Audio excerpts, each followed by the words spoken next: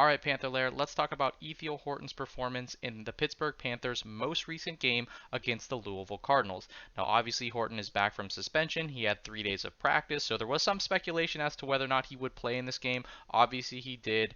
I think most people thought he was going to provide a lot of outside shooting. He did, but there was a couple other things that he did in this game that I think are worth mentioning, and one of them is his ability to use ball screens. Now, I tweeted out before the game that Horton influences defenses differently when he uses ball screens because his defender has to go over the screen and the screener's defender has to show and contest in some way so he doesn't just have a step in three. And you're going to see the effects of that right here. So Horton is going to receive, right here, he's going to receive a screen from Noah Collier.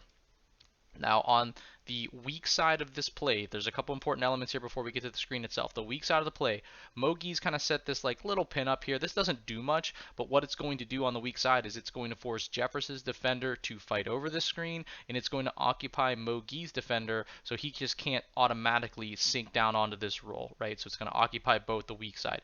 Now, on the strong side, this defender is doing a pretty good job kind of splitting here, occupying this space, but he's not going to leave Femi Udokali completely because it's really hard to help out of the strong side.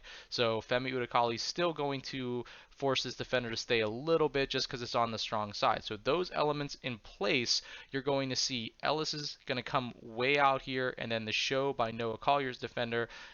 Horton's almost going to kind of stretch this out. And it's going to take both defenders above the three-point line, or at least right at the three-point line. And that's going to free Collier as an easy dive right down the middle of the floor. Guy's defender's kind of occupied here. Odekali's defender is not going to completely abandon him, and so it's going to be an easy dunk. And you're going to see that effect right here.